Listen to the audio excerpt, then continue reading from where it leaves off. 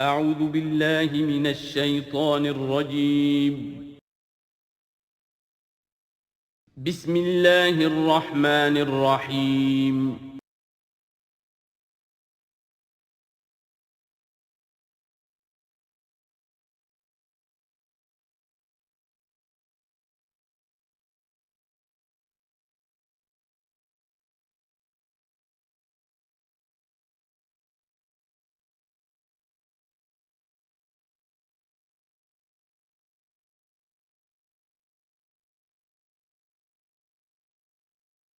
اعوذ باللہ من الشیطان الرجیم بسم اللہ الرحمن الرحیم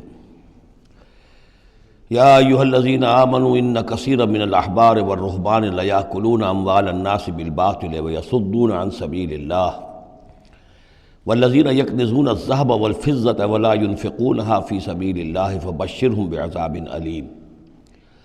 اس آیہ مبارکہ کے بارے میں یہ نوٹ کر لیجئے کہ اس آیت کے حوالے سے حضرت ابو ذر غفاری رضی اللہ تعالیٰ عنہ کی رائے قائم ہو گئی تھی کہ سونا اور چاندی اپنے پاس رکھنا مطلقاً حرام ہے۔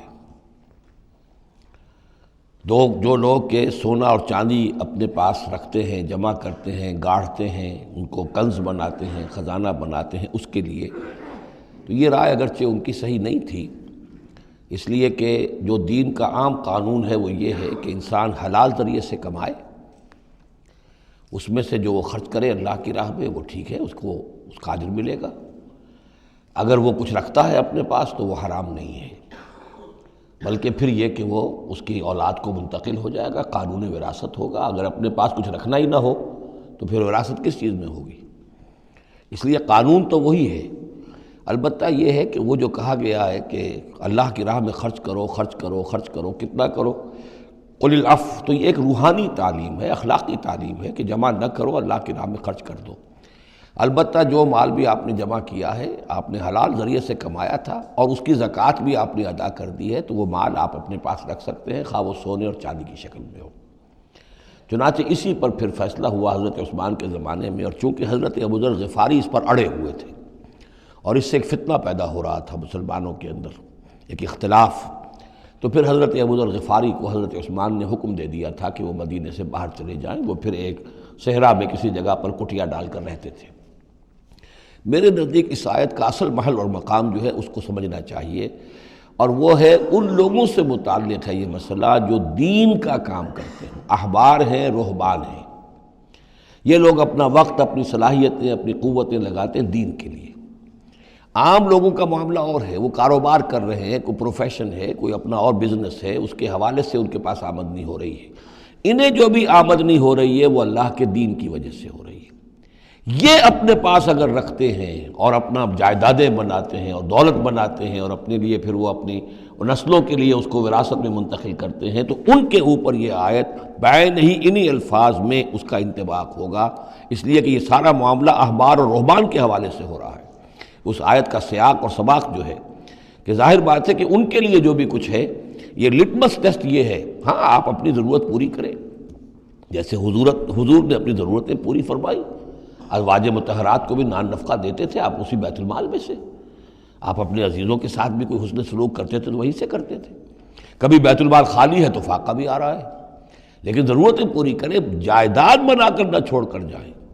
یہ جو معاملہ ہے کہ اس کو جمع کیا جائے اور پھر وہ جائیداد بنے، میرے نزدیک آج بھی اگر آپ جاننا چاہیں علماء حق کون ہیں اور علماء سو کون ہیں، تو لٹمس ٹیسٹ یہ ہے، جو شخص اپنے دینی کیریئر کے نتیجے میں پھر جائیداد بنا کر اور دولت چھوڑ کر مرا ہو، وہ علماء سو میں سے لا محالہ، اس میں کسی شک و شبے کی گنجائش نہیں۔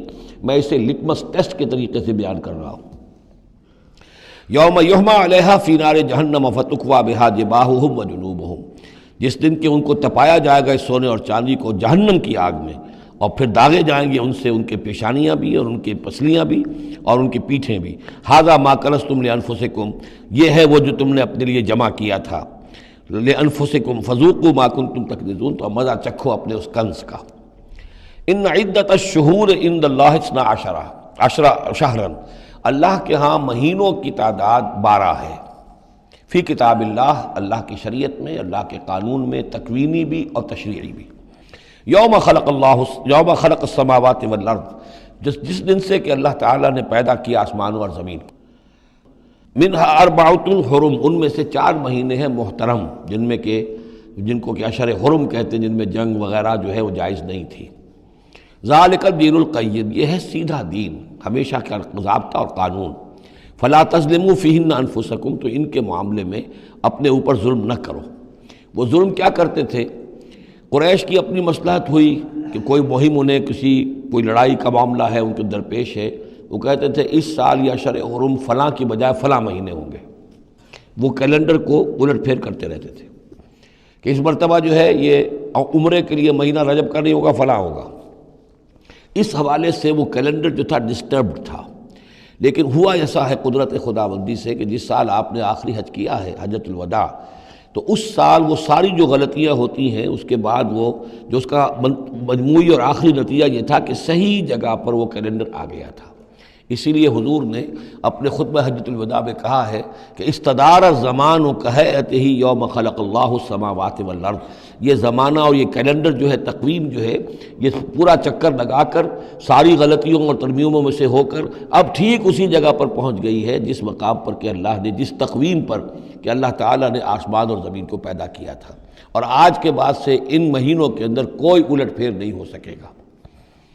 وَقَاتِلُوا الْمُشْرِكِينَ كَافَّةً كَمَا يُقَاتِلُونَكُمْ كَافَّةً، اور مشرکوں سے بھی جنگ کرو ایسے ہی سب کے ساتھ جیسے کہ وہ تم سے جنگ کرتے ہیں، جڑ کر، ہر حال میں اور جمع ہو کر.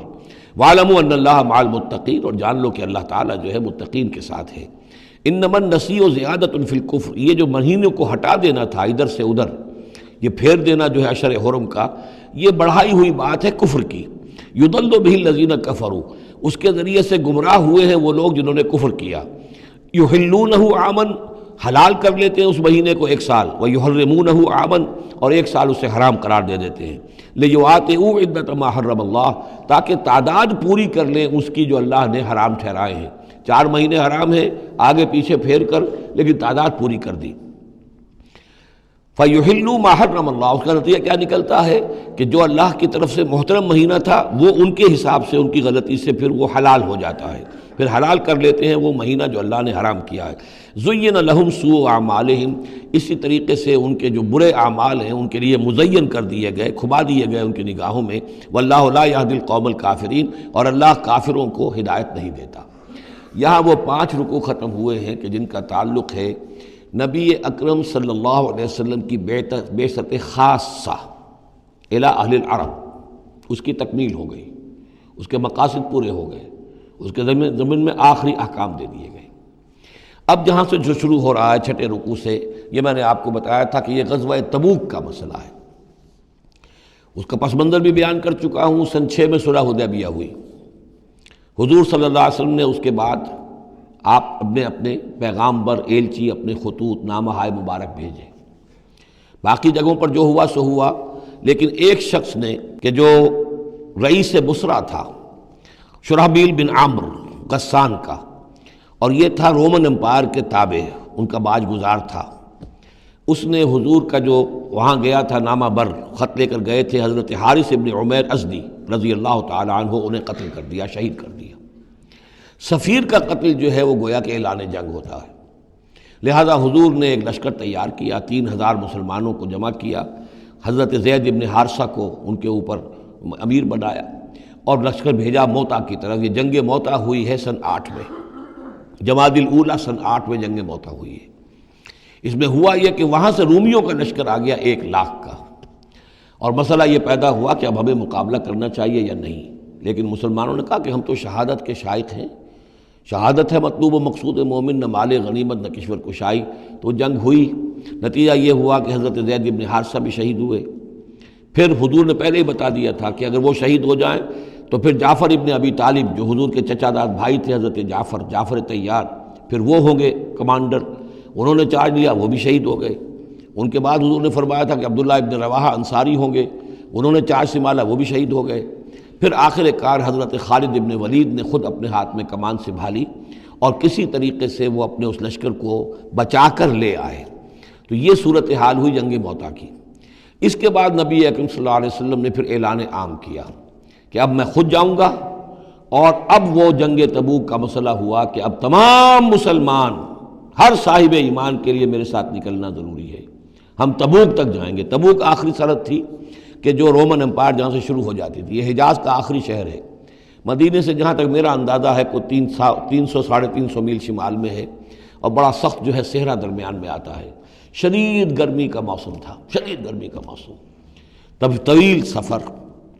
ادھر فصل تیار تھی کہ کھجوریں پکی ہوئی تھیں، اگر انہیں اتاریں گے نہیں وقت پر تو ضائع ہو جائے گی، اور اگر سب مرد چلے جاتے ہیں تو عورتیں تو کھجوریں نہیں اتار سکتی، یہ کھجور کا اتارنا جو ہے پھل کا وہ آسان کام نہیں ہوتا۔ یہ سارے ایسے امتحانات جمع ہو گئے کہ اس کے لیے اہل ایمان کا بھی آخری امتحان ہو گیا، جس کے نتیجے میں جو منافقین تھے ان کا گویا کہ تش تش بام ہو گیا، ان کا معاملہ، ان کی کمزوریاں، ان کی خباثتیں کھل کر سامنے آ گئیں۔ تو یہ یوں سمجھیے کہ یہ 11 رکوع منافقین کے موضوع پر قرآن مجید کا آخری مقام اور ذروۂ سنام ہے۔ جیسے کہ اس سے پہلے سورہ نساء کے اندر بہت بڑا حصہ جو ہے، تقریباً نصف سورت جو ہے وہ متعلق تھی منافقین سے ہی۔ یہاں پر بھی یوں سمجھیے کہ یہ 11 رکوع جو ہیں وہ بہت سے مضامین اس میں آئیں گے، لیکن یہ کہ ایک جو درمیان میں یوں سمجھیے کہ جو دھاگا ہوتا ہے جس میں موتی پروئے ہوئے ہیں، ان میں وہی منافقین کا مضمون ہے۔ تو اس میں یہ ہے کہ آپ کو معلوم ہے کہ حضور 30,000 کا لشکر لے کر گئے تھے، اور اس میں وہاں جا کر ہرقل اگرچہ موجود تھا، ہرقلیس، لیکن اس نے مقابلے میں آنے کی جرت نہیں کی۔ وہ پہچان چکا تھا کہ یہ اللہ کے رسول ہیں، اور میں اگر براہ راست ان کے مقابلے میں آؤں گا تو مار کھا جاؤں گا۔ حضور وہاں مقیم رہے، وہاں کے آس پاس کے لوگ آئے، انہوں نے معاہدے کیے، اپنی سرحدوں کو آپ نے محفوظ کیا، اور پھر آپ واپس آ گئے۔ گویا کہ جنگ کی نوبت نہیں آئی، لیکن یہ کہ دھاک بیٹھ گئی حضور کی اور مسلمانوں کی کہ سلطنت روما نے پسپائی اختیار کی ہے، رومن امپائر مقابلے میں آنے کی ہمت نہیں کر سکی۔ تو وہ جو بھی جنگ موتا کی وجہ سے جو کچھ ہوا اکھڑی تھی، اللہ تعالیٰ نے اس ہوا کو دوبارہ جو ہے قائم کر دیا۔ بہرحال اس کے بعد یہ سلسلہ آگے بڑھا حضرت ابوبکر کے زمانے میں، کیونکہ حضور نے اپنے مرض وفات میں بھی ایک لشکر تیار کر دیا تھا، اور زید ابن حارثہ رضی اللہ تعالیٰ عنہ کے بیٹے حضرت اسامہ ابن زید کو اس کا سربراہ مقرر کیا تھا۔ جب آپ کا انتقال ہوا ہے تو وہ لشکر تیار تھا۔ اب اس موقع پر جو منافقین کی جان پر بن گئی، تو خطاب تو شروع ہو رہا ہے یا ایھا الذین آمنوا سے، لیکن وہ بات ذہن میں رکھ لیجیے جو میں نے سورہ نساء میں آپ سے کہی تھی کہ منافقین سے بھی خطاب ہوتا ہے تو یا ایھا الذین آمنوا کے صیغے سے ہوتا ہے، اس لیے کہ وہ بھی مسلمان تھے، ایمان کا دعویٰ کرتے تھے۔ یا ایھا الذین آمنوا ما لکم اذا قیل لکم انفروا فی سبیل اللہ ثاقلتم الی الارض، اے ایمان کے دعوے دارو، تمہیں کیا ہو گیا ہے جب تم سے کہا جاتا ہے نکلو اللہ کی راہ میں تو تم گرے جاتے ہو، دھسے جاتے ہو زمین کی طرف، یعنی کہ وہ پاؤں من کے بھر کے ہو گئے اور اٹھا نہیں جا رہا، حوصلہ جو ہے جواب دے گیا۔ ارضیتم بالحیات الدنیا من الآخرہ، اب یہ وہی سرچنگ کویسچن، ذرا سوچو، کیا تم نے آخرت کی بجائے دنیا کی زندگی کو قبول کر لیا ہے؟ دعوے دار تو ہو ایمان بالآخرت کے، لیکن اگر تم اللہ کی راہ میں جنگ کے لیے نکلنے کے لیے تیار نہیں ہو تو اس کا مطلب یہ کہ تم آخرت ہاتھ سے دے کر اور دنیا خرید رہے ہو۔ فما متاع الحیات الدنیا فی الآخرۃ الا قلیل، تو جان لو کہ دنیا کی پوری زندگی کا ساز و سامان آخرت کے مقابلے میں کچھ بھی نہیں ہے، نہ ہونے کے برابر ہے، بہت قلیل۔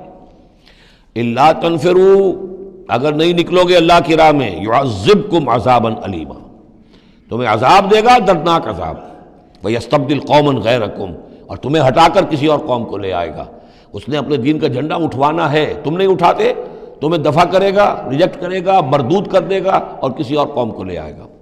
ولا تضروہ شیئا، اور تم اللہ کا کوئی نقصان نہیں کر سکو گے۔ واللہ علی کل شیء قدیر، اللہ ہر چیز پر قادر ہے۔ الا تنصروہ، اگر تم ان کی مدد نہیں کرو گے یعنی حضور کی، فقد نصرہ اللہ اذ اخرجہ الذین کفروا ثانی اثنین اذ ہما فی الغار، جبکہ کافروں نے انہیں اپنے گھر سے اور مکے سے نکلنے پر کر دیا تھا، جبکہ دو میں کے دوسرے تھے، دو ہی تھے، حضور تھے اور حضرت ابوبکر تھے رضی اللہ تعالی عنہ۔ اذ ہما فی الغار، جبکہ وہ دونوں غار میں تھے۔ اذ یقول، یہ غار ثور کا واقعہ ہے۔ اذ یقول لصاحبہ لا تحزن، جب حضرت ابوبکر نے رضی اللہ تعالی عنہ یہ کہا کہ حضور یہ تو پہنچ گئے ہیں غار کے دہانے تک، اگر کسی نے ذرا بھی نیچے جھانک لیا تو ہم نظر آ جائیں گے، تو حضور نے فرمایا لا تحزن، فکر نہ کرو، ان اللہ معنا، اللہ ہمارے ساتھ ہے۔ فانزل اللہ سکینتہ علیہ، تو اللہ تعالیٰ نے تسکین اور سکون نازل کر دیا ان پر، وایدہ بجنود لم تروہا، اور ان کی مدد فرمائی ان لشکروں سے جنہیں تم نہیں دیکھتے، وجعل کلمۃ الذین کفروا السفلی، اور جس کا نتیجہ یہ نکلا ہے کہ کافروں کا کلمہ جو ہے وہ نیچا پڑ چکا ہے، پورے جزیرہ نما عرب کے اندر اللہ کا دین جو ہے غالب آ چکا ہے۔ وَجَعَلَ كَلِمَةَ الَّذِينَ كَفَرُوا السُّفْلَىٰ، اللہ نے بنا دیا ہے کافروں کی بات کو سب سے نیچے، وَكَلِمَةُ اللَّهِ هِيَ الْعُلْيَا، اور اللہ کا کلمہ تو سب سے اونچا ہے ہی، وَاللَّهُ عَزِيزٌ حَكِيمٌ، اللہ تعالیٰ زبردست ہے، حکمت والا۔ انفروا خفافا وثقالا، نکلو خواہ ہلکے خواہ بوجھل۔ یہ ہلکے اور بوجھل کے دو پہلو ہو سکتے ہیں، یا تو داخلی طور پر بوجھل دل کے ساتھ نکلو یا آمادگی کے ساتھ نکلو، نکلنا پڑے گا۔ اب یہ نکلنا فرض عین ہے، یہ نفیر عام ہے۔ وہ بات گئی جب کہ صرف تحریض تھی، تحریض تھی، ترغیب تھی، وہ دور ختم ہوا۔ اب نکلنا پڑے گا، اس جنگ میں نفیر عام ہے، چاہے بوجھل دل کے ساتھ نکلو اور چاہے کھلے دل کے ساتھ اور آمادگی کے ساتھ نکلو۔ اور اس کے ایک معنی یہ بھی ہو سکتے ہیں، چاہے تمہارے پاس ساز و سامان کافی ہے تب بھی نکلو، کم ساز و سامان ہے تب بھی نکلو۔ تو خارجی طور پر بھی ہو سکتا ہے یہ بوجھل اور ہلکا، اور داخلی طور پر بھی۔ وَجَاهِدُوا بِأَمْوَالِكُمْ وَأَنفُسِكُمْ فِي سَبِيلِ اللَّهِ، اور جہاد کرو اللہ کی راہ میں اپنے اموال سے اور اپنی جانوں سے۔ ذَلِكُمْ خَيْرٌ لَكُمْ إِن كُنتُمْ تَعْلَمُونَ، یہی تمہارے لیے بہتر ہے اگر تم علم رکھتے ہو۔ لَوْ كَانَ عَرَضًا قَرِيبًا، اگر انہیں توقع ہوتی کہ مال قریب ہی ہے، قریب ہی ہمیں مال مل جائے گا، غنیمت مل جائے گی، وَسَفَرًا قَاصِدًا، اور اس کے لیے سفر بھی جو ہے وہ چھوٹا ہے، بڑا نہیں ہے، لَاتَّبَعُوكَ، تو یہ سب اے نبی آپ کی پیروی کرتے، آپ کے ساتھ چلتے۔ وَلَٰكِن بَعُدَتْ عَلَيْهِمُ الشُّقَّةُ، لیکن ان کو تو بڑی بھاری پڑ رہی ہے، بڑی دور کی مسافت نظر آ رہی ہے، اتنا دور۔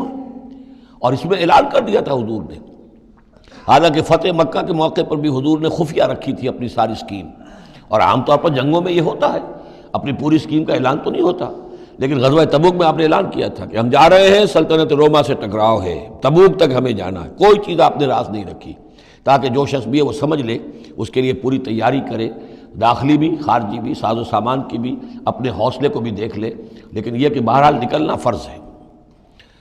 وَسَيَحْلِفُونَ بِاللَّهِ لَوِ اسْتَطَعْنَا لَخَرَجْنَا مَعَكُمْ، اور یہ عنقریب قسمیں کھائیں گے اللہ کی کہ اگر ہمارے اندر استطاعت ہوتی ہم ضرور نکلتے، اب مجبوری ہے، فلاں مجبوری ہے، فلاں مجبوری ہے۔ یہلکون انفسہم، یہ اپنے آپ کو ہلاک کر رہے ہیں، واللہ یعلم انہم لکاذبون، اور اللہ تعالیٰ کو معلوم ہے کہ یہ جھوٹ بول رہے ہیں۔ عفا اللہ عنک لما اذنت لہم، اے نبی آپ کو اللہ معاف فرمائے، یا اللہ نے آپ کو معاف کر دیا، آپ نے انہیں کیوں اجازت دے دی؟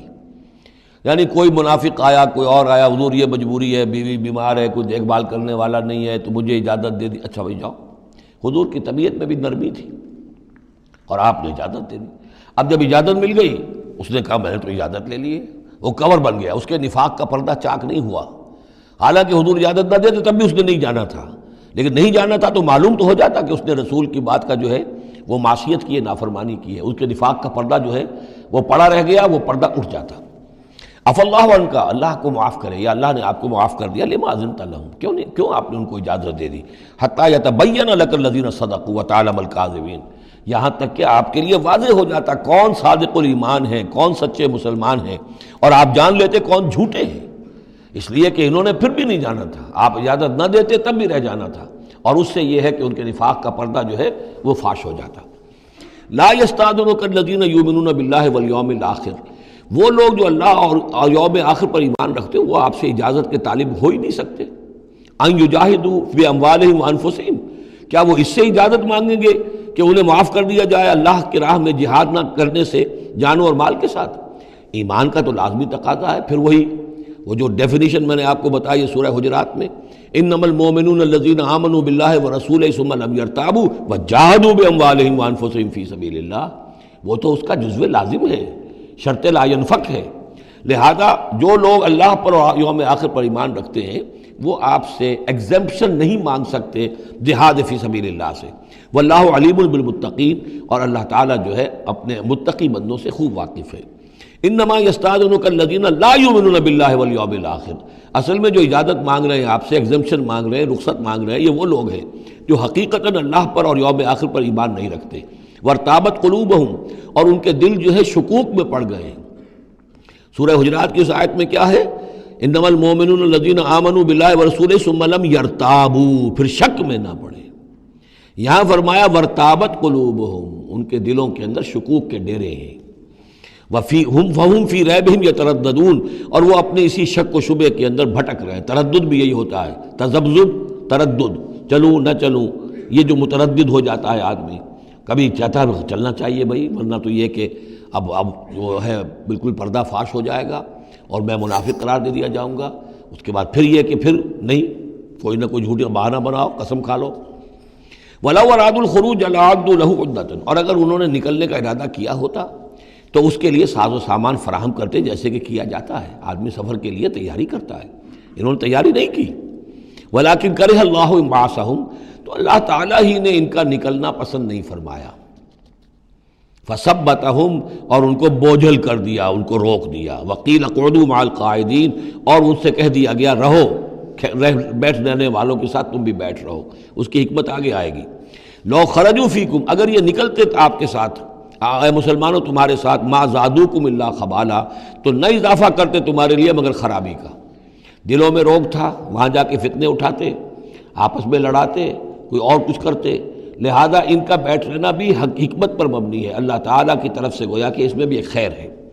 گویا کہ بندہ مومن کے لیے تو خیر ہی خیر ہے، ادھر بھی خیر ادھر بھی خیر، لیکن منافق کے لیے شر ہی شر ہے، ادھر بھی شر ادھر بھی شر۔ لو خرجوا فیکم، اگر یہ نکلتے تمہارے ساتھ، ما زادوکم الا خبالا، تو یہ نہ اضافہ کرتے تمہارے لیے مگر برائی کا، خرابی کا۔ ولا اوضعوا خلالکم، اور یہ گھوڑے دوڑاتے تمہارے مابین، یبغونکم الفتنہ، تمہارے لیے فتنے پیدا کرنے کے لیے۔ وفیکم سماعون لہم، اور تمہارے اندر ان کے بعض جاسوس بھی ہیں، یا تمہارے اندر بعض لوگ ہیں جو ان کی باتیں بڑی توجہ سے سنتے ہیں۔ یہ دونوں ترجمے ہوں گے۔ واللہ علیم بالظالمین، اور اللہ تعالیٰ ظالموں سے خوب واقف ہے۔ یعنی تمہارے اندر ہے مسلمانوں بعض نیک دل، وہ منافق نہیں ہیں، نیک دل سادہ لو مسلمان ہیں، جو ان سے حسن ظن رکھتے ہیں، ان سے کوئی تعلق رکھتے ہیں، دوستی رکھتے ہیں، ان کی بات توجہ سے سنتے ہیں۔ تو اگر یہ ہوتے تمہارے لشکر میں ساتھ اور یہ کوئی فتنہ اٹھاتے، تو وہ جو سادہ لو مسلمان تھے، وہ ان کی بات سن کر کسی فتنے میں مبتلا ہو سکتے تھے۔ اور ایک ترجمہ وہ ہے کہ ان میں جاسوس موجود ہیں۔ لَقَدِ ابْتَغَوُا الْفِتْنَةَ مِنْ قَبْلُ، یہ اس سے پہلے بھی فتنے اٹھاتے رہے ہیں۔ وَقَلَّبُوا لَكَ الْأُمُورَ، یہی لفظ فتنہ آیا اس حدیث میں جو میں سنا چکا ہوں آپ کو۔ علماء سوء کا کردار کیا ہو جاتا ہے؟ علماءہم شر الناس تحت عدیم السماء، من عندہم تخرج الفتنۃ وفیہم تعود۔ جھگڑے، لڑائیاں، فتوے، اور ایک دوسرے کی وہ تفرقہ جو ہے اور اس کے اندر شدت ہے، یہ کام ہے۔ لَقَدِ ابْتَغَوُا الْفِتْنَةَ مِنْ قَبْلُ، یہ فتنے اٹھاتے رہے پہلے بھی۔ وَقَلَّبُوا لَكَ الْأُمُورَ، اور اپنی امکانی حد تک اے نبی آپ کے لیے معاملات کو تلپٹ کرنے کی کوشش کرتے رہے، بدلتے رہے۔ حتیٰ جاء الحق، یہاں تک کہ حق آ گیا۔ جزیرہ نما عرب میں تو فیصلہ ہو گیا، اللہ کے دین کا غلبہ ہو گیا۔ وظہر امر اللہ، اللہ کا امر ظاہر ہو گیا، غالب ہو گیا۔ وہم کارہون، جبکہ انہیں یہ پسند نہیں تھا، یہ تو ابھی چاہتے تھے کہ دین کا غلبہ اس طرح سے نہ ہو۔ ومنہم من یقول اذن لی ولا تفتنی، ان میں سے وہ بھی ہے جو کہتا ہے کہ حضور مجھے اجازت دے دیجئے اور مجھے فتنے میں نہ ڈالیے۔ یہ بہت ہی مردود شخص تھا، جد ابن قیس لعنت اللہ علیہ، یہ منافقین میں سے تھا۔ یہ آیا اور اس نے بڑا استہزاء کا انداز اختیار کیا حضور کے ساتھ۔ حضور مجھے تو آپ اجازت دے دیجئے۔ کیوں بھائی، کیا معاملہ ہے، کیا مجبوری ہے؟ حضور میں ذرا حسن پرست قسم کا انسان ہوں، اور وہ شام کی طرف آپ جا رہے ہیں، شامی عورتیں بہت خوبصورت ہوتی ہیں، تو میں تو اپنے اوپر قابو نہیں رکھ سکوں گا، میں فتنے میں مبتلا ہو جاؤں گا، تو آپ مجھے فتنے سے بچا لیں۔ وَمِنْهُمْ مَنْ يَقُولُ اذن لِّي وَلَا تَفْتِنِّي، اور ان میں سے وہ بھی ہے جو کہتا ہے کہ مجھے تو اجازت دے دیجئے، ایکسیپٹ کر دیجئے، اور مجھے فتنے میں نہ ڈالیے، میں آپ کے ساتھ جاؤں گا تو فتنے میں پڑ جاؤں گا۔ أَلَا فِي الْفِتْنَةِ سَقَطُوا، آگاہ ہو جاؤ، فتنے میں تو پڑ چکے، اور فتنہ کون سا ہوگا؟ جو بدبخت اس قسم کا معاملہ کر رہا ہے، بدترین فتنے کا شکار تو وہ ہو چکا۔ وَإِنَّ جَهَنَّمَ لَمُحِيطَةٌ بِالْكَافِرِينَ، اور یقیناً جہنم جو ہے ان کافروں کا احاطہ کیے ہوئے ہے۔ ان تصبک حسنۃ تسؤہم، اے نبی اگر آپ کو کوئی اچھی بات پہنچتی ہے، کوئی فتح ہوتی ہے، کوئی خیر آتا ہے، کوئی اچھی خبر آتی ہے، تسؤہم، انہیں بری لگتی ہے۔ وَإِن تُصِبْكَ مُصِیبَةٌ، اگر کوئی تکلیف آ جاتی ہے، ناگوار پوزیشن، صورتحال، یقولوا قد اخذنا امرنا من قبل، تو کہتے ہیں جی ہم نے تو اپنا معاملہ پہلے ہی درست کر لیا تھا، ہم کوئی بے وقوف تھوڑا ہی ہے، ان لوگوں کی طریقے سے جو ہے اتنے جو ہے ہم رسک نہیں لیتے، ہم نے پہلے ہی سے اپنی حفاظت کا بندوبست کر لیا تھا۔ یقولوا قد اخذنا امرنا من قبل ویتولوا وهم فرحون، اور وہ پیٹھ پھیرتے ہیں اور بڑے شاداں و فرحاں ہوتے ہیں کہ مسلمانوں پر مصیبت آ گئی اور ہم بچ گئے۔ قل لن یصیبنا الا ما کتب اللہ لنا، یہ آیتیں تو ہر شخص کو یاد کر لینی چاہیے۔ یہ دو آیتیں بندہ مومن کے لیے بہت بڑا ہتھیار ہیں، بہت بڑا اسلحہ ہے۔ کہو لن یصیبنا الا ما کتب اللہ لنا، اے بدبختو ہم پر کوئی مصیبت نہیں آ سکتی سوائے اس کے جو اللہ نے ہمارے لیے لکھ دی ہو۔ ہوا مولانا، وہ ہمارا مولا ہے۔ اگر اس کی طرف سے تکلیف آ جائے، دوست کی طرف سے تکلیف آ جائے کہ ہرچہ ساقی ما ریخت عین الطافظ، میرا ساقی میرے پیالے میں جو بھی ڈال دے اس کا لطف و کرم ہی ہے، تو اللہ کی طرف سے جو آئے سر تسلیم خم ہے جو مزاج یار میں آئے۔ نہ شود نصیب دشمن کے شود ہلاک تیغت، سر دوستاں سلامت کے تو خنجر آزمائی۔ اہل ایمان کا تو معاملہ یہ ہونا چاہیے، قل لن یصیبنا الا ما کتب اللہ لنا ہوا مولانا، وہ ہمارا مولا ہے، اس کے اذن کے بغیر پتہ تک نہیں ہل سکتا، تو ہمیں ڈر کس کا ہو؟ وعلی اللہ فلیتوکل المؤمنون، اور اللہ ہی پر توکل کرنا چاہیے اہل ایمان کو۔ قل هل تربصون بنا الا احدى الحسنیین، ان سے کہو ہمارے بارے میں تم کن چیزوں کا انتظار کر سکتے ہو سوائے دو نہایت عمدہ چیزوں کے۔ یہ حسنیین کیا ہے؟ احسن، احسن افعل و تفضیل ہوا، اس سے مؤنث بنا حسنا، حسنا کا تثنیہ بنا، تو حسنیین دو نہایت احسن صورتوں کے سوا ہمارے لیے تیسری ہے ہی نہیں۔ کیا مطلب؟ ہم سب اللہ کی راہ میں شہید ہو جائیں، احسن، ہم کامیاب ہو کر آ جائیں، احسن، تیسری کیا بات ہے؟ تو ہمارے لیے تو خیر ہی خیر ہے، ڈراتے ہمیں کس سے ہو؟ قل هل تربصون بنا، یہ تم ڈرا رہے ہو ہمیں اور جو کہہ رہے ہو ہمیں کس چیز کا خوف؟ ہمارے لیے دو انجام ہو سکتے ہیں ممکن، اور دونوں ہمارے نزدیک نہایت احسن ہیں۔ اللہ کی راہ میں شہادت مل جائے، شہادت مطلوب و مقصود مومن، نہ مال غنیمت نہ کشور کشائی۔ جو حق کی خاطر جیتے ہیں مرنے سے کہیں ڈرتے ہیں جگر، جب وقت شہادت آتا ہے دل سینوں میں رقصاں ہوتے ہیں۔ اور اگر ہم کامیاب ہو کر آ گئے تو تم بھی کہو گے کہ بھائی یہ تو بڑی کامیابی، ہمارے لیے تو کامیابی کامیابی ہے۔ قل هل تربصون بنا الا احدى الحسنيين ونحن نتربص بكم، اور ہم منتظر ہیں تمہارے بارے میں ان يصيبكم الله بعذاب من عنده، کہ اے منافقو اللہ تم پر کوئی عذاب اپنے خاص اپنے پاس سے نازل کرے، اور بأيدينا، یا کوئی وقت آ جائے کہ ہمیں اجازت دے دی جائے کہ ہم تمہاری گردنیں اڑائیں، جیسے کہ اعلان عام کفار کے بارے میں ہوا، ہو سکتا ہے کہ ایسا ہو جائے۔ فتربصوا انا معكم متربصون، تو کرو انتظار، ہم بھی تمہارے ساتھ انتظار کر رہے ہیں۔ قل انفقوا طوعا وكرها، اب یہ ایک اور بات ہوتی ہے جی میں جا تو نہیں سکتا، یہ چندہ حاضر ہے، کچھ پیسے جو ہے میں لے آیا ہوں ساز و سامان، لیکن مجھے آپ ایگزمپٹ کر دیں، یہ چندہ قبول کر لیں۔ قل انفقوا طوعا وكرها، کہہ دیجئے ان سے کہ چاہے خرچ کرو خوشی سے اور چاہے مجبوری سے، لن يتقبل منکم، یہ تم سے قبول نہیں کیا جائے گا۔ انکم کنتم قوما فاسقین، اس لیے کہ تم نافرمان لوگ ہو۔ اس وقت جو ہے پیسہ بدل نہیں ہوگا، اس وقت تو جانا ہے، فرض عین ہے، نفیر عام ہے، اس وقت جو ہے یہ پیسہ اس کی جگہ پر کام نہیں کر سکتا۔ وما منعهم ان تقبل منهم نفقاتهم، اور نہیں محروم کیا انہیں اس بات سے کہ ان کے نفقات، ان کے خرچہ جو اللہ کی راہ میں چندہ دے رہے تھے ان کو قبول کیا جاتا، الا انهم كفروا بالله وبرسوله، اس لیے مگر اس بات نے کہ انہوں نے کفر کیا ہے اللہ کے ساتھ اور اس کے رسول کے ساتھ۔ ولا یاتون الصلاۃ الا وهم کسالى، اور وہ نماز کے لیے نہیں آتے مگر بہت ہی کسل مند۔ ولا ينفقون الا وهم كارهون، اور جو یہ خرچ بھی کرتے ہیں تو کراہت کے ساتھ کرتے ہیں، مجبوراً کرتے ہیں، وہ تو جان بچانے کے لیے خرچ کرنے کے لیے آمادہ ہو گئے ہیں، ورنہ انہیں مال جو ہے بڑا پیارا ہے۔ فلا تعجبك اموالهم ولا اولادهم، تو اے نبی اور اے مسلمانوں تمہیں ان کے مال اور ان کی اولاد ان سے دھوکہ نہ کھاؤ، اچھے نہ لگے تمہیں، تم سمجھتے ہو کہ اللہ کی بڑی نعمتیں ہیں ان پر، یہ دولت والے منافق تھے، بچا بچا کر رکھتے تھے، دولت والے تھے، ان کی اولاد بھی اللہ نے دی ہے، اللہ تعالیٰ تو دنیا میں پھر اور دے دیتا ہے ان کو جن کا آخرت میں کوئی حصہ نہیں ہے، کہ جو بھی کچھ ہے یہیں پر اپنا حساب کتاب کر لیں۔ فلا تعجبک، تو تعجب نہ کرو اس کے مال اور اولاد کے بارے میں، بڑا سخت الفاظ آ رہے، انما یرید اللہ لیعذبہم بہا فی الحیات الدنیا، اللہ تعالیٰ چاہتا یہ ہے کہ انہی چیزوں کے ذریعے سے انہیں دنیا کی زندگی میں عذاب دے۔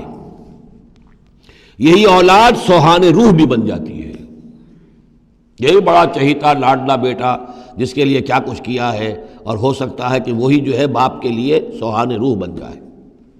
یہی مال و دولت جو ہے وَتَزْهَقَ أَنفُسُهُمْ وَهُمْ كَافِرُونَ، اور اللہ چاہتا ہے کہ ان کی جانیں نکلیں اسی کفر کی حالت میں، وہ لپٹے رہے اسی مال سے اور اپنی اولاد سے اور اپنی دولت سے اور جائیداد سے، اور ان کو آنکھ ان کی کھلنی نصیب نہ ہو، تاکہ اللہ تعالیٰ چاہتا ہے کہ آخری عذاب کے مستحق بن جائیں۔ فلا تعجبك اموالهم ولا اولادهم انما يريد الله ليعذبهم بها في الحياة الدنيا وتزهق انفسهم وهم كافرون ويحلفون بالله انهم منكم لمنكم، اور وہ قسمیں کھا کر کہتے ہیں ہم بھی آپ کے ساتھ ہیں، مسلمانوں میں سے ہی ہیں، ہماری بات کا اعتبار کیجئے۔ وما هم منكم، لیکن مسلمانوں یہ تو حقیقت میں تم میں سے نہیں ہے، ولکنهم قوم يفرقون، بلکہ اصل میں یہ ڈرے ہوئے خائف ہیں، خوف کی وجہ سے جب اسلام کا غلبہ ہو گیا ہے یہ اپنے آپ کو مسلمان ظاہر کر رہے ہیں۔ لو یجدون ملجا و مغارات و مدخلا، اگر یہ پالیں کہیں کوئی پناہ کی جگہ یا کوئی غار مغارات اور مدخلا جہاں سر گھسانے کی جگہ ہو، لولوا الیہ وہم یجمعون، تو یہ اسی کی طرف لوٹ جائیں گے اور اپنی رسیاں توڑا لیں گے، جیسے کوئی جانور رسی توڑا کے بھاگتا ہے۔ یہ تو خوف ہے ان کا کہ اب دین غالب آ گیا جزیرہ نما عرب میں، اب جائیں کہاں ہم؟ اگر کوئی جائے پناہ ہوتی ان منافقین کے لیے، کہیں سر گھسانے کی جگہ ہوتی، چھپانے کی جگہ ہوتی، تو یہ بھاگ گئے ہوتے۔ وَمِنْهُمْ مَنْ يَلْمِزُكَ فِي الصَّدَقَاتِ، اور اے نبی ان میں سے وہ بھی ہیں جو آپ پر الزام لگاتے ہیں، ملامت کرتے ہیں آپ کو صدقات کے بارے میں۔ حضور جب زکوٰۃ کا مال آتا تھا تو آپ تقسیم کرتے تھے، اب ظاہر بات ہے کہ لوگ ہیں کھڑے ہیں، کسی کو کچھ زیادہ ہو گیا کسی وقت، کسی کو آپ نے سمجھا کہ زیادہ مستحق زیادہ دے دیا، تو ایک منافق تھا اس نے حضور کو ٹوک دیا، اعدل یا محمد، اے محمد عدل کرو، یہ کیا کر رہے ہو، ناانصافی کر رہے ہیں۔ تو حضور کو غصہ آیا اس پر صلی اللہ علیہ وسلم، ان لم عادل فمن عادل، اگر میں عدل نہیں کروں گا تو کون کرے گا؟ لیکن یہ کہ بہرحال اس کا بھی ذکر ہو رہا ہے، وَمِنْهُمْ مَنْ يَلْمِزُكَ فِي الصَّدَقَاتِ، ان میں سے وہ لوگ بھی ہیں جو آپ پر طعن کرتے ہیں خیرات کے بانٹنے میں، صدقات اور زکوٰۃ کی تقسیم میں۔ فَإِنْ أُوتُوا مِنْهَا رَضُوا، اگر ان کے کھتے بھر دیے جائیں، انہیں دیا جائے تو راضی ہیں۔ وَإِنْ لَمْ يُعْطَوْا مِنْهَا إِذَا هُمْ يَسْخَطُونَ، اور اگر انہیں نہ دیا جائے تو پھر وہ ناراض ہو جاتے ہیں، غصے ہوتے ہیں، لال پیلے ہوتے ہیں۔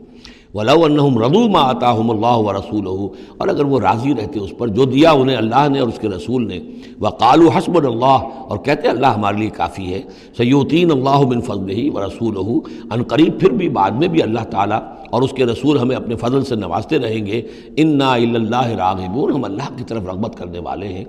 اگر یہ کہتے، کاش کہتے تو کتنا اچھا ہوتا۔ اب یہاں ان صدقات کی مدیں بیان کر دی ہیں، جو زکوٰۃ کی یہی آیت ہے، مشہور آیت کہ صدقات جو زکوٰۃ کی جو مدیں ہیں وہ کون کون سی ہیں۔ انما الصدقات، زکوٰۃ جو ہے تو سب سے پہلے للفقراء، مفلسوں کے لیے، والمساکین، محتاجوں کے لیے، والعاملین علیہا، اور جو بھی زکوٰۃ کا بندوبست کریں گے، زکوٰۃ جمع کریں گے، تحصیلدار ہوں گے، زکوٰۃ کا حساب کتاب رکھیں گے، زکوٰۃ تقسیم کریں گے، وہ اس کے عاملین علیہا ہیں، ان کی تنخواہیں اس میں سے دی جائیں گی۔ والمؤلفۃ قلوبہم، اور تالیف قلب کے لیے، کچھ لوگ ہوتے تھے جب تک ایک تحریک اور دعوت چل رہی ہے، بعض لوگ ہوتے ہیں معاشرے کے اندر صاحب حیثیت ہوتے ہیں، انہیں کچھ دے دلا دیا جائے تو ان کی مخالفت کم ہو جاتی ہے، ساتھی نہ بنے، کم سے کم یہ کہ ان کا مخالفت کا زور شور جو ہے کم ہو جائے، تو یہ تالیف قلب کے لیے۔ یہ مد جب اسلام غالب ہو چکا تو اس کے بعد سے ختم ہو گئی۔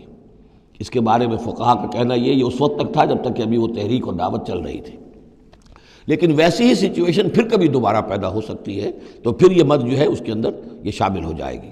وفر رقاب، گردنوں کے چھڑانے میں، اور گردنوں کے چھڑانے میں کسی پر تاوان آ گیا ہے، کوئی شخص جو ہے وہ مقروض اتنا ہو گیا ہے کہ اس سے نہیں نکل پا رہا ہے، لہذا ایک یہ کہ لم سم مدد کر کے اسے گویا کہ اس کی گردن چھڑا دی جائے۔ والغارمین، جن پر تاوان بھرنا پڑے۔ وفی سبیل اللہ، اور ایک مد جو ہے فی سبیل اللہ بھی ہے، مطلب یہ ہے کہ اللہ کی راہ میں جہاد، دعوت اور اقامت دین کی جد و جہد میں بھی یہ رقم خرچ ہو سکتی ہے، لیکن اولین مستحق یہ ہے۔ انفاق فی سبیل اللہ خود اللہ کل کا کل دین کے لیے ہے، اللہ کے دین کے لیے، دعوت، تبلیغ اور جو بھی اقامت دین کی جد و جہد ہے اس کے لیے۔ لیکن یہ جو صدقات ہیں، اور زکوٰۃ بھی صدقات ہی میں شامل ہے، ان میں اولاً جو مستحق ہیں وہ ہیں غرباء اور یتیم اور مساکین اور بیوائیں، جو بھی ہیں محتاج ہیں، یہ ان کے زیادہ پہلے حقدار ہیں۔ البتہ یہ کہ اگر کسی شخص کے پاس اس طرح کی رقم بچ جائے کہ جو اس کے قریب میں جو بھی رشتہ دار ہیں، غرباء ہیں، یتامہ ہیں، مساکین ہیں، ان کو وہ دے چکا ہے، اور وہ باقی وہ کسی دین کے کام میں دینا چاہے تو دے سکتا ہے۔ وفی سبیل اللہ وابن السبیل، اور مسافر کے لیے۔ فریضۃ من اللہ، یہ اللہ تعالیٰ کی طرف سے معین ہو گیا ہے۔ یہی لفظ آیا ہے بار بار سورہ نساء میں، جہاں کے جو احکام آئے تھے وراثت کے۔ واللہ علیم حکیم، اور اللہ تعالیٰ سب کچھ جاننے والا ہے، کمال حکمت والا۔ ومنہم الذین یؤذون النبی، ان میں سے وہ لوگ بھی ہیں جو نبی کو ایذا پہنچاتے ہیں۔ وَيَقُولُونَ هُوَ أُذُنٌ، اور وہ کہتے ہیں یہ تو نرے کان ہی کان ہے۔ ایک تو محاورہ ہمارے یہاں کان کا کچا ہونا وہ اور معنی میں ہے، لیکن یہ کہتے تھے کہ ہم نے جا کر جھوٹ بولا، حضور میری بیوی بیمار ہے، اور انہوں نے مان لیا کہ یہ کان ہی کان ہے، یہ صرف جو کچھ کہہ دیتے ہیں مان لیتے ہیں، سن لیتے ہیں، ہوا اذن، یہ تو نرے کان ہے بس۔ یہ بھی حضور کی توہین۔ ومنہم الذین یؤذون النبی ویقولون ہوا اذن قل اذن خیر لکم، کہہ دیجئے یہ کان تمہارے لیے بہتر ہیں، بہتری کے لیے ہیں، تمہاری خیریت اسی میں ہے۔ یؤمن باللہ و یؤمن للمؤمنین، یہاں پہ یہ ایمان کے ساتھ بے اور لام کا فرق واضح ہو جائے گا۔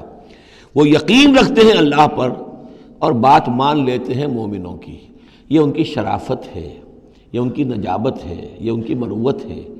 وہ جانتے ہیں تم جھوٹ بول رہے ہو لیکن نہیں کہتے کہ تم جھوٹ بول رہے ہو، یہ شرافت اور مروت کا معاملہ ہے۔ یہ نہیں ہے کہ انہیں معلوم نہیں ہے۔ بندہ مومن جو ہے وہ تو یہ ہے کہ اتقوا فراست المومن، مومن کی فراست سے ڈرو، فإنہ ينظر بنور اللہ، وہ اللہ کے نور سے دیکھتا ہے۔ تو جو عام مومن کا معاملہ یہ ہو تو رسول کا معاملہ کیا ہوگا؟ کیا انہیں پتہ نہیں چلتا تھا کہ جھوٹ بول رہے ہیں؟ لیکن آپ کی مروت اور شرافت۔ قل اذن خیر لکم یؤمن باللہ و یؤمن للمؤمنین ورحمۃ للذین آمنوا منکم، اور جو تم میں سے واقعی مومن ہیں ان کے حق میں رحمت ہے۔ والذین یؤذون رسول اللہ لہم عذاب علیم، اور جو ایذا پہنچاتے ہیں اللہ کے رسول کو ان کے لیے بڑا دردناک عذاب ہے۔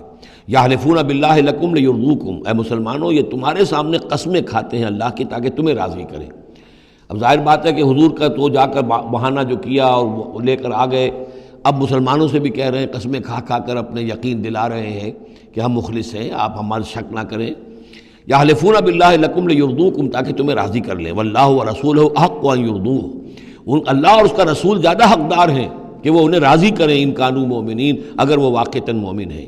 الم یعلموا انہ من یحادد اللہ ورسولہ، کیا وہ جانتے نہیں ہیں کہ جو کوئی بھی مقابلہ کرے گا اور سرکشی کرے گا اللہ اور اس کے رسول کے مقابلے میں آ جائے گا، فَأَنَّ لَهُ نَارَ جَهَنَّمَ خَالِدًا فِيهَا، تو اس کے لیے تو جہنم کی آگ ہے جس میں وہ ہمیشہ ہمیشہ رہے گا۔ ذَلِكَ الْخِزْيُ الْعَظِيمُ، اور یہ بہت بڑی رسوائی ہے۔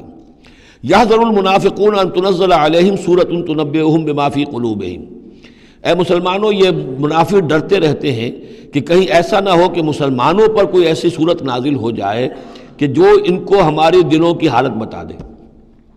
اللہ کی طرف سے وحی آ سکتی ہے، ہم جو کہ جھوٹ بول رہے ہیں ہمارا پردہ چاک کر دیا جائے اور ہمارا جو ہے وہ ہمارے لیے شامت آ جائے۔ قل استہزئوا، کہیے کہ نہیں ڈرتے، ابھی تم استہزاء کرتے رہو، ان اللہ مخرج ما تحذرون، لیکن بہرحال ایک وقت آئے گا جس چیز سے تم ڈر رہے ہو اللہ اسے ظاہر کر دے گا، عیاں کر دے گا۔ وَلَئِن سَأَلْتَهُمْ لَيَقُولُنَّ، اور اگر آپ ان سے پوچھیں گے تو کہیں گے اِنَّا كُنَّا نَخُوضُ وَنَلْعَبُ، وہ جب بکواس کرتے تھے آپس میں، حضور کے خلاف بات کر رہے ہیں، کسی مومن صادق کے اوپر کوئی تہمت لگا رہے ہیں۔ اب اگر کسی نے جا کر کوئی بات بتا دی حضور کو کہ فلاں شخص تو یہ کہہ رہا تھا، عبداللہ ابن ابی یہ کہہ رہا تھا، فلاں نے یہ کہا ہے، حضور نے بلایا، طلب کیا، پوچھا، تو اب وہاں پر آئیں گے وَلَئِن سَأَلْتَهُمْ، اگر پوچھیں گے، باز پرس کریں گے آپ ان سے، لَيَقُولُنَّ، وہ لازماً کہیں گے اِنَّمَا كُنَّا نَخُوضُ وَنَلْعَبُ، یہ تو ویسے ہی ذرا گپ بازی میں لگے ہوئے تھے، یہ تو تھوڑی سی جو تھی ہماری گفتگو جو ہو رہی تھی وہ لائٹ وین میں گفتگو ہو رہی تھی، اس کو خامخواہ اس شخص نے جو ہے وہ سنجیدگی سے لے لیا، ہم کھیل رہے تھے دل لگی میں، یہ بات ہم نے کہہ دی تھی۔ قل اب اللہ وآیاتہ ورسولہ کنتم تستہزئون، کہیے تو کیا تم اللہ کے ساتھ اور اس کی آیات کے ساتھ اور اس کے رسول کے ساتھ استہزاء کر رہے تھے؟ تمسخر، یہ دل لگی تمہاری، بازی بازی بارش بابا ہم بازی، اب اللہ اور رسول جو ہیں اور اس کی آیات جو ہیں وہ بھی تمہارے لیے تختہ برش بن گئی ہیں استہزاء اور تمسخر کا۔ لا تعتذروا، اب بہانے مت بناؤ، قد کفرتم بعد ایمانکم، تم کفر کر چکے ہو اپنے ایمان کے بعد۔ ان نعفو عن طائفۃ منکم، اگر ہم تمہاری ایک جماعت کی طرف سے درگزر کریں گے، نعذب طائفۃ، تو کسی دوسری جماعت کو ہم عذاب بھی اب دیں گے۔ اب وہ وقت آ رہا ہے کہ تمہیں سزائیں بھی ملیں گی، بأنہم کانوا مجرمین، اس لیے کہ وہ مجرم تھے۔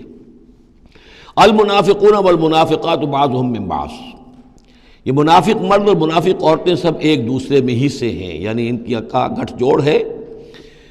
یامرون بالمنکر، یہ بدی کا حکم دیتے ہیں، بجائے اس کے کہ امر بالمعروف کرتے یہ برائی کا حکم دیتے ہیں، وینہون عن المعروف اور نیکی سے روکتے ہیں۔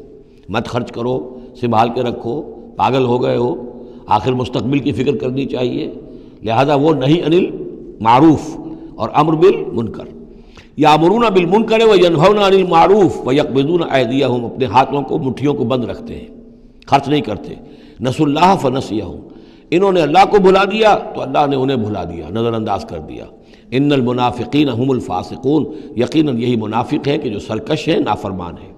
وعد اللہ المنافقین والمنافقات والکفار نار جہنم خالدین فیہا، اللہ نے وعدہ کیا ہے ان منافق مردوں اور منافق عورتوں سے اور تمام کفار سے آگ کا، جہنم کے آگ کا، خالدین فیہا جس میں وہ ہمیشہ ہمیش رہیں گے، ہی حسبہم، بس وہی ان کے لیے کفایت کرے گی، ولعنہم اللہ، اور اللہ تعالیٰ نے ان پر لعنت فرما دی ہے، ولہم عذاب مقیم، اور ان کے لیے عذاب ہے قائم رہنے والا، مسلسل دائم اور قائم عذاب۔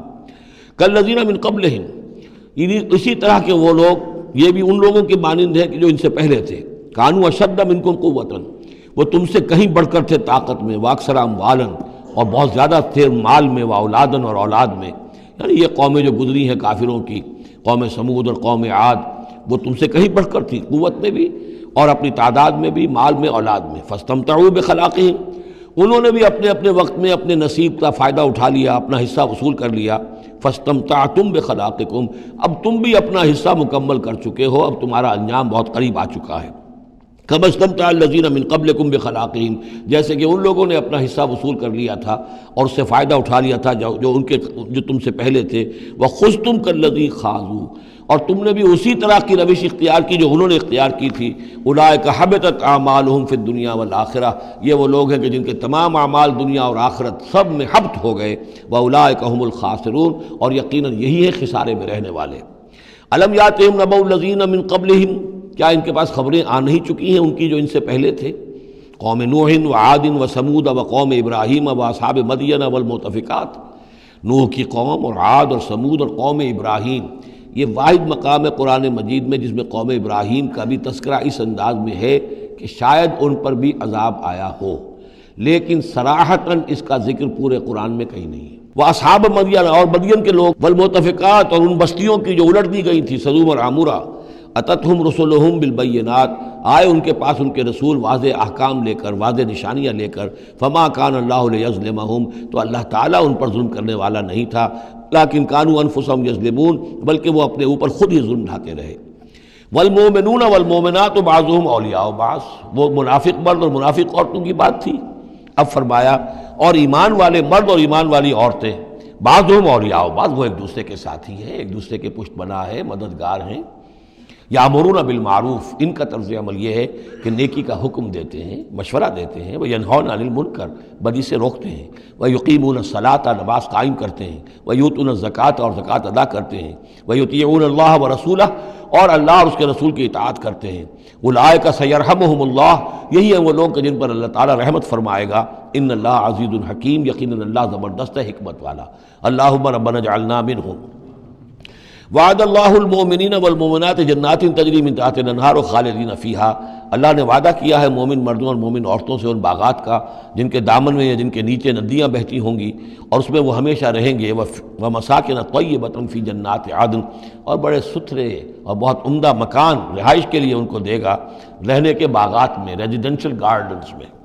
وَرِضْوَانٌ مِّنَ اللَّهِ اکبر، یہ ساری چیزیں تو ہے ہی، سب سے بڑی شے یہ کہ اللہ ان سے راضی ہو جائے گا، رضا اللہ کی وہ سب سے بڑی شے ہے، سب سے بڑی نعمت ہے۔ ذَلِكَ هُوَ الْفَوْزُ الْعَظِيمُ، وہ تو ہے بہت ہی بڑی کامیابی۔ یا ایھا النبی جاہد الکفار والمنافقین واغلظ علیہم، اے نبی صلی اللہ علیہ وسلم آپ جہاد کیجئے کفار سے بھی اور منافقین سے بھی، اور ان پر سختی کیجئے۔ یہ دیکھیے آیت 2 مرتبہ آئی ہے قرآن مجید میں، یہ جو کہ تم، سورہ تحریم میں بھی آئے گی جو کہ سمجھیے 28ویں پارے کی آخری، یہاں پھر آئی ہے، لیکن یہاں لفظ جہاد کو نوٹ کر لیجئے، یہاں جہاد بمعنی قتال نہیں آ سکتا۔ منافقین کے ساتھ آپ نے کبھی جنگ نہیں کی، جہاد، جد و جہد، کوشش، ان کی ریشہ دوانیوں کو ختم کرنا، ان کی سازشوں کا زور توڑنا، یہ جہاد تھا۔ یہ جہاد، قتال کی کوئی نوبت منافقین کے ساتھ کبھی کوئی قتال نہیں ہوا۔ یہاں جہاد خالص اس جہاد کے معنی میں ہے جو قتال سے کم تر ہے، دون القتال۔ یا ایھا النبی جاہد الکفار والمنافقین، اے نبی آپ مجاہدہ کیجئے، جد و جہد کیجئے۔ اسی لیے جب غزوہ تبوک سے آپ واپس آ رہے تھے تو ایک حدیث ہے کہ آپ نے فرمایا رجعنا من الجہاد الاصغر الى الجہاد الاکبر، ہم چھوٹے جہاد سے بڑے جہاد کی طرف لوٹ آئے ہیں۔ اب اس کی تعبیریں مختلف کی گئی ہیں کہ اتنا بڑا جہاد سلطنت روما کے خلاف گئے تھے، اسے آپ جہاد اصغر کہہ رہے ہیں، وہاں سے لوٹ کر ہم آ گئے اب جہاد اکبر سامنے ہے۔ تو اس کی عام طور پر جو توجیہ لوگوں نے کی ہے وہ تو یہ ہے کہ یہ جہاد جو نفس کے خلاف ہے وہ سب سے اکبر ہے، سب سے بڑا ہے، اور یہ بات صحیح ہے۔ آپ سے پوچھا گیا ای الجہاد افضل یا رسول اللہ، آپ نے فرمایا ان تجاہد نفسک فی طاعت اللہ، کہ اللہ کے رسول یہ بتائیے کہ سب سے افضل جہاد کس کا ہے؟ آپ نے فرمایا کہ تم جہاد کرو اپنے نفس کے خلاف اور اسے اللہ کا مطیع بناؤ۔ تو اسی پر گویا کہ اس کو محمول کیا ہے، لیکن میرے نزدیک حقیقت یہ ہے کہ اب یہ جو بارے آستین تھے، کہ جو مدینے کے اندر منافقین تھے، اب ان کے خلاف جہاد کرنا تھا، اور اس میں چونکہ اندیشے تھے کہ ان کے تعلقات تھے اوس اور خزرج کے لوگوں کے ساتھ، عام لوگوں کے ساتھ دوستیاں تھیں، تو اس میں فتنے اٹھ جاتے۔ واپس آ کر آپ نے مسجد زرار کو پھر جلایا ہے، گرایا ہے، یہ بہت بڑا قدم تھا۔ عام مسلمان جو اس پر مشتعل بھی ہو سکتے تھے کہ مسجد کو گرا رہے، لیکن یہ کہ یہ اقدامات آپ نے کیے ہیں صلی اللہ علیہ وسلم اس آیت کے اترنے کے بعد اور تبوک سے واپسی کے بعد۔ یا ایھا النبی جاہد الکفار والمنافقین واغلظ علیہم، اے نبی جہاد کیجئے کافروں سے بھی اور منافقین سے بھی، اور ان پر سختی کیجئے۔ ومأواہم جہنم، ان کا ٹھکانہ جہنم ہے، وبئس المصیر، اور وہ بہت برا ٹھکانہ ہے۔ یحلفون باللہ ما قالوا، وہ اللہ کی قسم کھا کر کہتے ہیں کہ ہم نے یہ بات نہیں کہی، کوئی بات جو بھی آئی، کوئی غلط بات کہی، کوئی استہزاء کیا، کوئی تمسخر اڑایا۔ وَلَقَدْ قَالُوا كَلِمَةَ الْكُفْرِ، حالانکہ انہوں نے کہا ہے کفر کا کلمہ۔ یہ ایک بات انہوں نے کہی تھی، اس کا ذکر آ جائے گا تفصیل سے سورہ منافقون میں 28ویں پارے میں، واقعہ وہاں تفصیل سے آیا ہے۔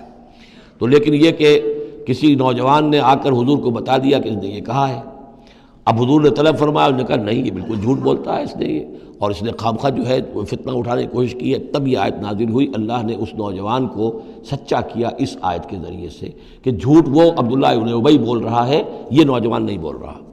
یحلفون باللہ ما قالوا، وہ قسم کھا رہے ہیں اللہ کی کہ ہم نے وہ بات نہیں کہی۔ وَلَقَدْ قَالُوا كَلِمَةَ الْكُفْرِ، حالانکہ انہوں نے کہا کلمہ کفر۔ وَكَفَرُوا بَعْدَ إِسْلَامِهِمْ، اور وہ اپنے اسلام کے بعد کفر منکر ہو چکے، کفر کر چکے۔ وَهَمُّوا بِمَا لَمْ يَنَالُوا، اور انہوں نے ارادہ کیا تھا اس شے کا کہ جس کو وہ حاصل نہ کر سکے۔ یہ ایک خاص واقعہ ہوا تھا کہ جب تبوک سے واپس آپ آ رہے تھے تو ایک موقع پر آپ عام راستے سے، قافلے سے ذرا ہٹ کر ایک پہاڑی راستے کی طرف سے آپ کا گزر ہوا، اور وہ تنگ راستہ تھا، وہاں سے بس ایک ہی اونٹ ایک وقت میں گزر سکتا تھا۔ حضور کے ساتھ 2 آپ کے صحابہ تھے۔ وہاں ان لوگوں نے کوشش کی، منافقین نے، کچھ لوگ تھے کہ جنہوں نے اپنے ڈھانٹے باندھ لیے کہ پہچان میں نہ آئے، اور رات کی تاریکی میں انہوں نے ہاتھ چلایا، چاہتے تھے کہ حضور کو شہید کر دیں۔ بہرحال وہاں پر جو ہے کسی طریقے سے جو 2 آپ کے جانثار ساتھی تھے انہوں نے انہیں کھدیڑا، مار کر بھگایا۔ پھر حضور نے ان کو بتا بھی دیا تھا، جن میں حضرت حذیفہ ابن یمان بھی تھے رضی اللہ تعالی عنہ، اور حضرت عمار تھے، عمار ابن یاسر۔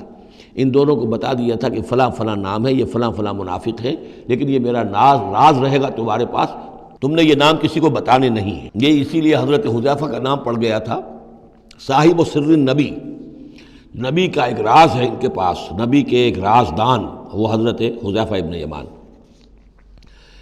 وَهَمُّوا بِمَا لَمْ يَنَالُوا، انہوں نے تو ارادہ کیا تھا وہ چیز جو وہ حاصل نہ کر سکے۔ وَمَا نَقَمُوا إِلَّا أَنْ أَغْنَاهُمُ اللَّهُ وَرَسُولُهُ، اور یہ نہیں انتقام لے رہے مگر اس شے کا کہ اللہ نے اور اس کے رسول نے انہیں غنی کر دیا ہے۔ اللہ اور ان کا رسول ان کی طلب مال کو دیکھ کر انہیں صدقات میں سے، مال غنیمت میں سے بفراغت دیتا رہا، من فضلہ ہی، اپنے فضل سے۔ وَإِن يَتُوبُوا يَكُ خَيْرًا لَّهُمْ، اب بھی اگر توبہ کر لیں تو یہ ان کے لیے بہتر ہوگا۔ وَإِن يَتَوَلَّوْا، اور اگر وہ پیٹھ موڑیں گے، يُعَذِّبُهُمُ اللَّهُ عَذَابًا أَلِيمًا، اللہ انہیں عذاب دے گا، بہت دردناک عذاب، فی الدنیا والآخرہ، دنیا میں بھی اور آخرت میں بھی۔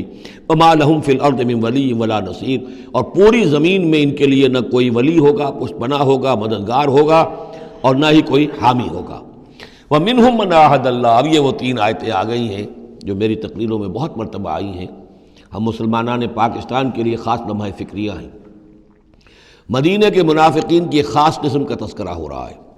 وَمِنْهُمْ مَنْ عَاهَدَ اللَّهُ، ان میں سے وہ لوگ بھی ہیں جنہوں نے اللہ سے عہد کیا تھا، لئن آتانا من فضلہ، اگر اللہ ہمیں اپنے فضل سے نواز دے گا، غنی کر دے گا، دولت دے دے گا، دولت مند کر دے گا، لنصدقن ولنکونن من الصالحین، ہم خوب صدقہ خیرات کریں گے اور نیک بن جائیں گے۔ فلما آتاہم من فضلہ، جب اللہ نے انہیں نواز دیا اپنے فضل سے، غنی کر دیا، بخلوا بہ، اب اس دولت کے ساتھ بخل کیا، وتولوا وہم موردون، اور پیٹھ موڑ لی اور اعراض کیا، فعاقبہم نفاقا فی قلوبہم، تو اللہ نے سزا کے طور پر ڈال دیا ان کے دلوں میں نفاق۔ عاقبہم، عقوبت، سزا۔ دنیا میں نقد سزا یہ ملتی ہے اللہ سے کوئی وعدہ کر کے پھر جانے کی کہ نفاق جو ہے وہ دل میں پیدا ہو جاتا ہے۔ یہ نفاق ہے پاکستان کے مسلمانوں کا روگ۔ پاکستان بنایا تھا، پاکستان کا مطلب کیا؟ لا الہ الا اللہ۔ ہندوستان کے مسلمان نے ووٹ دے کر اپنا فرض کفایہ ادا کر دیا کہ جاؤ بھائی، تم جو ہم پہ گزرے گی سو گزرے گی، تم جاؤ اور اسلام قائم کرو۔ ہم نے کیا کیا ہے؟ 50 برس سے زائد ہو گئے، کیا کیا ہے؟ اسلام کہاں ہے؟ یہ بے وفائی، یہ بد عہدی، اس کا نتیجہ کیا ہے؟ 3 نفاق ہیں جو اس قوم کے اوپر مسلط ہو گئے۔ نفاق باہمی، اب وہ قوم نہیں رہی، قومیتوں میں تحلیل ہو چکی ہے، اب عصبیتیں ہیں، صوبائیت ہے، لسانیت ہے، اور نہ معلوم کیا کچھ ہے، فرقہ واریت ہے۔ دوسرے، کردار کا بیڑا غرق ہو گیا۔ آیت المنافق ثلاثن، حضور نے فرمایا منافق کی 3 نشانیاں ہیں، جس میں یہ تینوں چیزیں ہیں، خواہ وہ انسامہ وصلہ، چاہے روزہ رکھتا ہو، نماز پڑھتا ہو، اپنے آپ کو مسلمان سمجھتا ہو، وہ منافق ہے۔ جب بولے جھوٹ بولے، جب وعدہ کرے خلاف ورزی کرے، اور جب کہیں امین بنا دیا جائے خیانت کرے۔ وہ دیکھ لیجئے اپنی قوم کو، جو جتنا بڑا ہے الا ماشاء اللہ، ایکسیپشنز پروو دی رول، قانون یہی ہے، جو جتنا بڑا اتنا ہی جھوٹا، اتنا ہی خائن، اور اتنا ہی وعدہ خلاف۔ اور تیسرا اور میرے نزدیک سب سے بڑا نفاق جو ہے وہ ہمارے دستور میں ہے۔ The most sacred document of a state is the constitution۔ اور منافقت کا پلندہ ہے کہ ایک ہاتھ سے اسلام داخل کرتے ہیں، دوسرے سے نکال دیتے ہیں۔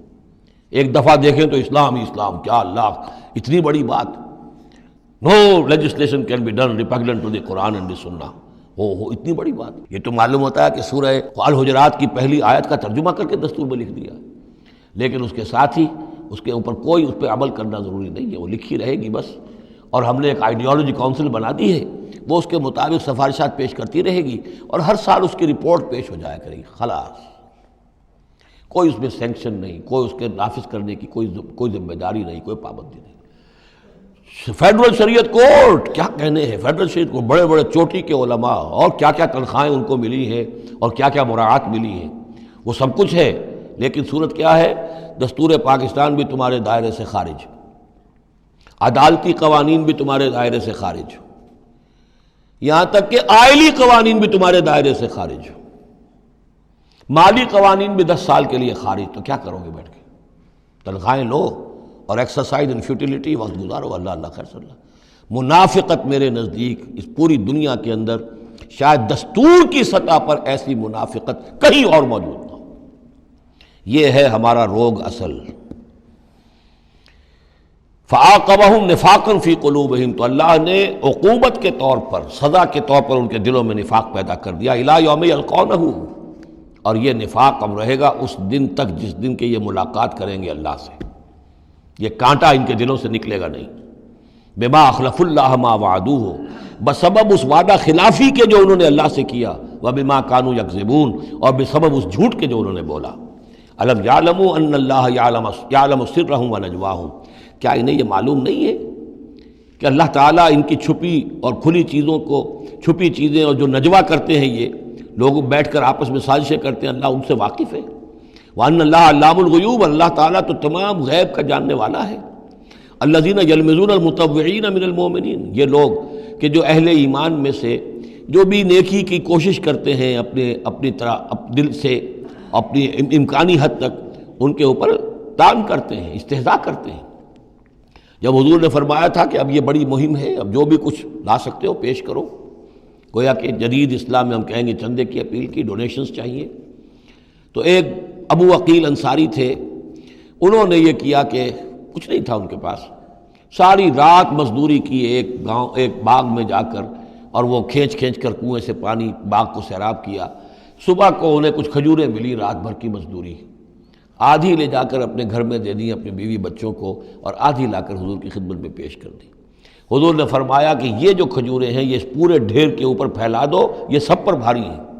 لیکن وہاں جو منافق تھے انہوں نے اب فقرے چست کرنے شروع، جی ہاں ان کھجوروں کے بغیر تو یہ مہم چل ہی نہیں سکتی تھی، کیا کہنے صاحب، یہ تو بہت بڑا صدقہ انہوں نے کیا ہے، بہت بڑا معاملہ ہے۔ تو یہ اب تانے دے رہے ہیں، ان کا دل دکھا رہے ہیں۔ الذین یلمزون المطوعین من المؤمنین فی الصدقات والذین لا یجدون الا جہدہم، وہ بیچارے کہ جن کے پاس اپنی محنت مشقت کے سوا کچھ ہے ہی نہیں، فیسخرون منہم، ان سے مذاق کرتے ہیں، ٹھٹے کرتے ہیں۔ سخر اللہ منہم، اللہ تعالیٰ ان کا مذاق اڑائے۔ ولہم عذاب علیم، اور ان کے لیے دردناک عذاب ہے۔ استغفر لہم، اب یہ سخت ترین آیت ہے قرآن مجید میں منافقین کے لیے، یا وہ تھی جو سورہ نساء میں تھی، ان المنافقین فی الدرک الاسفل من النار، منافق آگ کے سب سے نچلے طبقے میں ہوں گے۔ کیا یہ ہے استغفر لہم، اے نبی اب آپ ان کے لیے استغفار کریں، او لا تستغفر لہم، یا ان کے لیے استغفار نہ کریں، ان تستغفر لہم 70 مرتن، اگر آپ 70 مرتبہ بھی ان کے لیے استغفار کریں گے، فلن یغفر اللہ لہم، تب بھی اللہ تعالیٰ انہیں معاف نہیں فرمائے گا۔ ذالک بانہم کفروا باللہ ورسولہ، یہ اس لیے کہ یہ اللہ اور اس کے رسول کے ساتھ کفر کر چکے، واللہ لا یہدی القوم الفاسقین، اور اللہ ایسے فاسقوں کو ہدایت نہیں دیتا۔ فرح المخلفون بمقعدہم خلاف رسول اللہ وکرہوا ان یجاہدوا باموالہم وانفسہم فی سبیل اللہ، بہت خوش ہو گئے وہ پیچھے رہ جانے والے جنہوں نے اجازتیں لے لی تھی حضور سے، ایگزمپشن لے لی تھی اپنے بیٹھ رہنے پر اللہ کے رسول کے پیچھے، اور انہوں نے برا سمجھا، ناپسند کیا کہ وہ جہاد کرتے اپنی جانوں اور مال کے ساتھ اللہ کی راہ میں۔ وقالوا لا تنفروا فی الحر، اور وہ دوسروں سے بھی کہہ رہے تھے ہم تو لے آئے چھٹی رخصت لے آئے ہیں، تم بھی ذرا عقل کے ناخن لو، کہاں جا رہے ہو اس گرمی میں، اس شدید موسم کے اندر جا رہے ہو، پاگل ہو گئے۔ لا تنفروا فی الحر، اس گرمی میں مت نکلو۔ قل نار جہنم اشد حرا، اے نبی ان سے کہہ دیجئے جہنم کی آگ اس سے کہیں زیادہ گرم ہے۔ لو کانوا یفقہون، کاش کہ ان کو تفقہ حاصل ہوتا، فہم حاصل ہوتا۔ فلیضحکوا قلیلا ولیبکوا کثیرا، تو انہیں چاہیے کہ ہنسیں کم روئیں زیادہ، جزاء بما کانوا یکسبون، بدلہ اس کا کہ جو کمائی انہوں نے کی ہے۔ فإن رجعک اللہ الی طائفۃ منہم، تو اے نبی اگر اللہ تعالیٰ آپ کو لوٹا کر لے جائے، یہ 4 رکوع تو ختم ہو چکے تھے، 9ویں رکوع پر ان کے بارے میں تو تیقن کے ساتھ معلوم تھا کہ وہ غزوہ تبوک پر روانگی سے قبل آئے ہیں، یہ درمیان کا ہے کہ کچھ جاتے کچھ آتے، کچھ غزوہ تبوک کے وقت عین تبوک میں بھی وہی نازل ہوئی ہے، تو یہ وہ آیات ہیں۔ فَإِن رَجَعَكَ اللَّهُ، ظاہر بات ہے یہاں معلوم ہو رہا ہے کہ یہ کہیں تبوک میں یہ آیت نازل ہوئی ہے۔ اگر اللہ آپ کو لوٹا کر لے جائے ان کے کسی گروہ کے پاس، فَاسْتَأْذَنُوكَ لِلْخُرُوجِ، اور پھر وہ آپ کے ساتھ نکلنے کی اجازت مانگے کسی اور دشمن کے خلاف، فَقُلْ لَن تَخْرُجُوا مَعِيَ أَبَدًا، کہہ دیجیے گا اب تم میرے ساتھ کبھی نہیں نکلو گے، وہ آخری امتحان تمہارا ہو چکا، تم ناکام ہو چکے۔ وَلَن تُقَاتِلُوا مَعِيَ عَدُوًّا، اور اب میرے ساتھ کسی دشمن کے ساتھ، میرے ساتھ ہو کر کسی دشمن کے ساتھ جنگ کرنے کا تمہیں موقع نہیں ملے گا۔ اِنَّكُمْ رَضِيتُمْ بِالْقُعُودِ أَوَّلَ مَرَّةٍ، تم پہلی مرتبہ راضی ہو گئے تھے بیٹھے رہنے پر، نفیر عام ایک ہی مرتبہ ہم نے کی اور تم پیچھے رہنے پر، بیٹھ رہنے پر راضی ہو گئے۔ فَاقْعُدُوا مَعَ الْخَالِفِينَ، اب ہمیشہ کے لیے پیچھے رہنے والوں کے ساتھ بیٹھ رہو۔ وَلَا تُصَلِّ عَلَىٰ أَحَدٍ مِّنْهُمْ مَاتَ، اور اے نبی ان میں سے کوئی مر جائے تو اس کی نماز جنازہ ادا نہ کیجیے، ابداً، کبھی بھی۔ وَلَا تَقُمْ عَلَىٰ قَبْرِهِ، اور اس کی قبر پر آپ کھڑے نہ ہوں۔ یہ دیکھیے یہ اب ان کی رسوائی کا سامان ہو رہا ہے، ابھی تک تو پردے پڑے ہوئے تھے، لیکن اب یہ ہے کہ حضور جو ہے جب انکار کرتے تھے کسی کی نماز جنازہ پر جانے سے معلوم ہو جاتا تھا کہ یہ منافق ہے، حضور نے اس کی نماز جنازہ میں شرکت سے انکار کیا۔ وَلَا تُصَلِّ عَلَىٰ أَحَدٍ مِّنْهُمْ مَاتَ أَبَدًا وَلَا تَقُمْ عَلَىٰ قَبْرِهِ، اور مت کھڑے ہوئیے اس کی قبر پر۔ إِنَّهُمْ كَفَرُوا بِاللَّهِ وَرَسُولِهِ، یقیناً انہوں نے کفر کیا ہے اللہ اور اس کے رسول کے ساتھ۔ وَمَاتُوا وَهُمْ فَاسِقُونَ، اور وہ مرے ہیں اسی حال میں کہ وہ نافرمان تھے۔ وَلَا تُعْجِبْكَ أَمْوَالُهُمْ وَأَوْلَادُهُم، یہ آیت پہلے بھی آ چکی ہے، آیت نمبر 55، صرف وہی ایک فرق ہے اس میں، وہاں فَلَا تُعْجِبْكَ ہے، یہاں وَلَا تُعْجِبْكَ، آپ کو زیادہ پسند نہ آئیں، اچھی نہ لگیں، نہ ان کے اموال نہ ان کی اولاد۔ انما یرید اللہ ان یعذبہم، یہاں لام کے بجائے ان آ گیا ہے، اللہ چاہتا یہ ہے کہ انہیں عذاب دے انہی چیزوں کے ذریعے سے دنیا میں، وتزهق انفسهم وهم کافرون، اور ان کی جانیں نکلیں اسی حالت کفر میں۔ بارک اللہ لی ولکم فی القرآن العظیم ونفعنی وإیاکم بالآیات والذکر